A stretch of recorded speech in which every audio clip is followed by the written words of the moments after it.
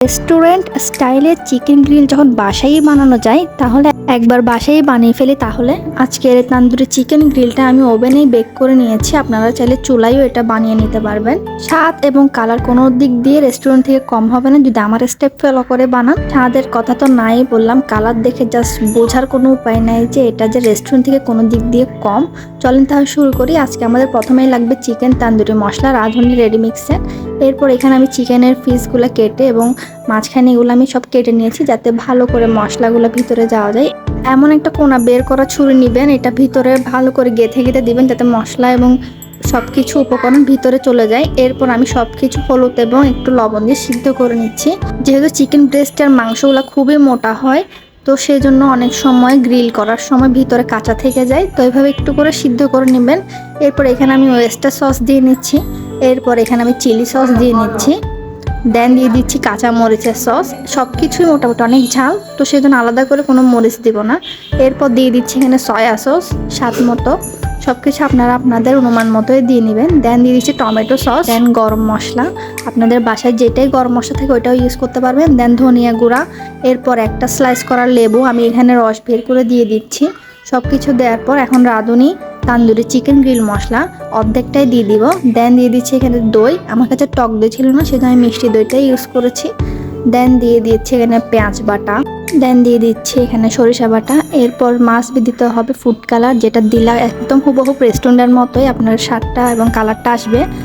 রেস্টুরেন্টের স্টাইলে কালার পেতে হলে অবশ্যই এভাবে ফুড কালারটা দিতে হবে। দেন দিয়ে দিচ্ছি লবণ। সব কিছুই ভালোভাবে এখন মিক্স করে নিব। ভালোভাবে মশলাগুলো মিক্স করে কাটা অংশ ভিতরে ভালো করে মশলাগুলো ভালো করে দিয়ে দিতে হবে। দেন সব কিছু ভালোভাবে মিক্স করে ম্যারিনেটের জন্য রেখে দিতে হবে 3 থেকে 4 ঘন্টা। যত ভালো ম্যারিনেট করবেন ততই আপনার ভালো ফ্লেভার আসবে।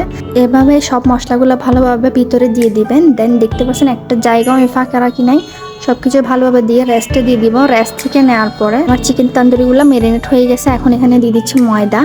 একটু করে ময়দা দিয়ে দিবেন। ময়দা দিলে ভালো হয় কি উপরের আস্তরটা একদম গ্রিলের মতোই আসে, যেটা রেস্টুরেন্ট স্টাইলে হয়।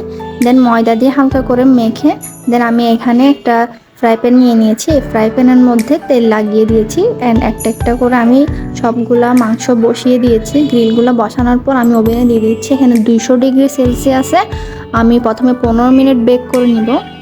15 মিনিট বেক হওয়ার পর আমি আবার উল্টিয়ে দেন এখানে আমি আবার উপর দিয়ে মশলাগুলো লাগিয়ে দিব।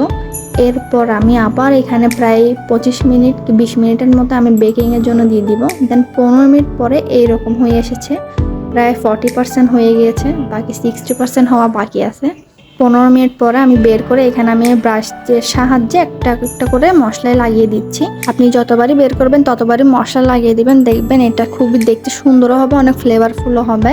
যেহেতু মশলাগুলো খুবই একটু পানি পানি হয়ে এসেছে, এভাবে যতবারই বের করবেন ততবারই মশলা দিয়ে দিবেন। দেন এখানে আমি 20 মিনিটের জন্য দিয়ে দিয়েছিলাম আবার। এখন আমার 20 মিনিট পরে আমার গ্রিল একদম রেডি, তান্দুরি গ্রিল। দেখতে পাচ্ছেন কতই লোভনীয় এবং কতই সুস্বাদু।